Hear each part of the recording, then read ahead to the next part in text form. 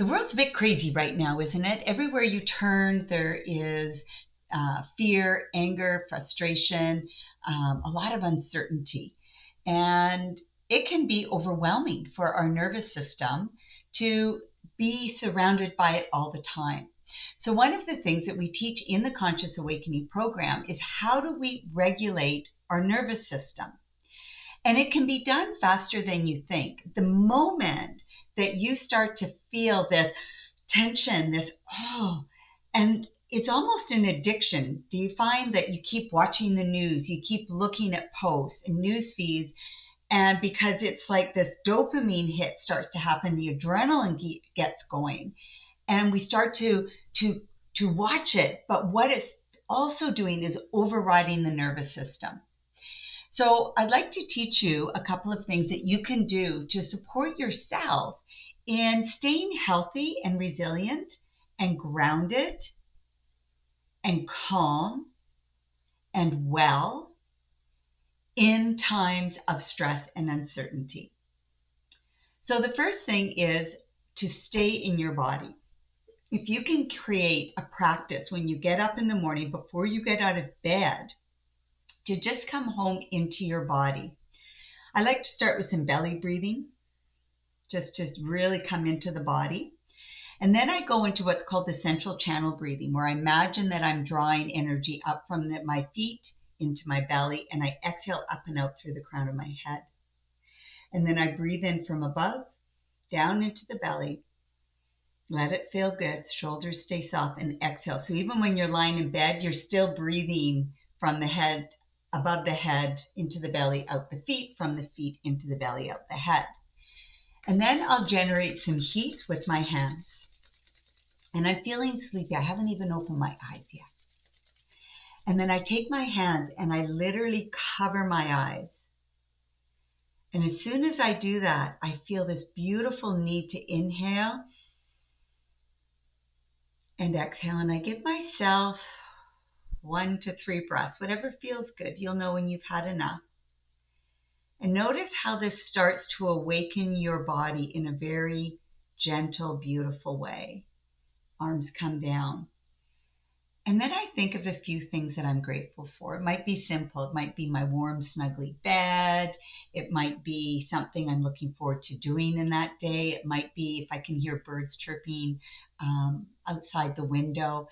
Just something. It doesn't have to be grand or extraordinary. It can be something very small that you're just grateful that you have a day that you can reset and restart or redo, whatever it is. Or that you have yummy food in your fridge that you can make yourself a beautiful breakfast or most precious smelling cup of coffee or tea or something, right? So give yourself 3 things that you're grateful for. Then when you get out of bed, my suggestion, if you do like to make a cup of coffee or tea, put the water on to boil and then go and do some bouncing. So I always start by standing on my feet and bouncing. And then I swing my arms. I do different motions. I'll swing them up and down. I might rise up on my heels. I'll alternate the arms. So what I'm doing is I'm coming into my body, swing side to side, using my breath and using movement to get fluid flow going. And then I might do some stretches, and then I start my day. But right out of the gate, from the very start of awakening in the morning, it's coming home to you through your breath, through touch, and then through movement. As you're moving through the day, ideally, you stay away from all of this. If you're in the line of work that you need to be able to know what's going on or have enough of a conversation about it, fine. Just listen to the highlights if you need to know. But otherwise, just look, and then that's it. Know the basics.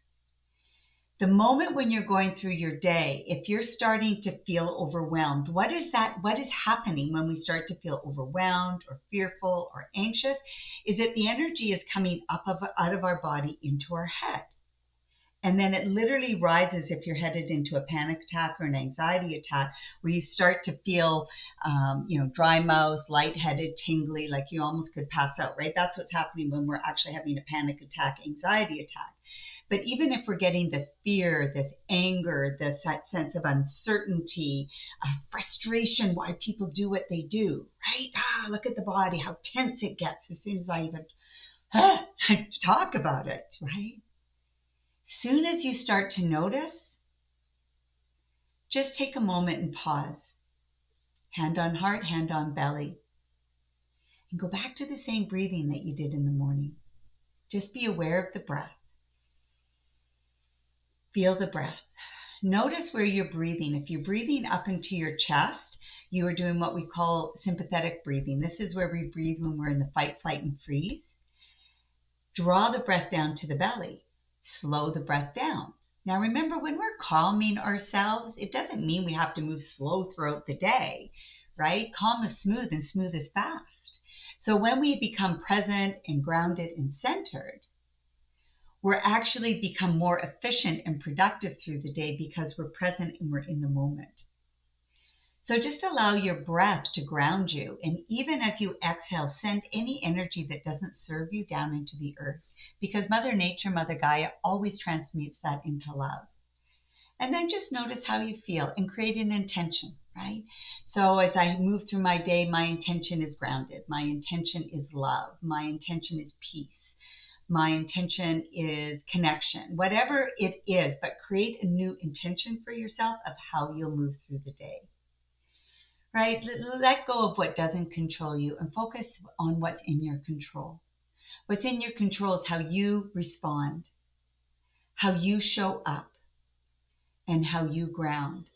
And there is a huge ripple effect on how this will affect the energies around you and the people around you. So you can be a stand for peace and connection and commitment and love and kindness.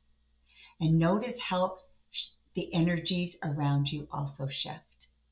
So I hope you've enjoyed these tips on how to stay grounded in times of uncertainty and chaos, or when there's a lot of anger or fear that's happening in the world around us. Together we've got this. And there is research showing that the more people, that it's around meditation, but meditation is to do what? To ground, center, and calm. The more peace we create around the world. So know that when you shift in yourself, that you're part of shifting in the world. These are some of the tools and the techniques and strategies that we teach in the Conscious Awakening program. If you're curious to learn more, you can send me a note. You can book a time to meet with me in my calendar, in the Contact Us Now, and let's awaken to who we are at our magnificence and create a life that we love living. Because the more of us that are happy, fulfilled, and joyful in our life, the better the whole world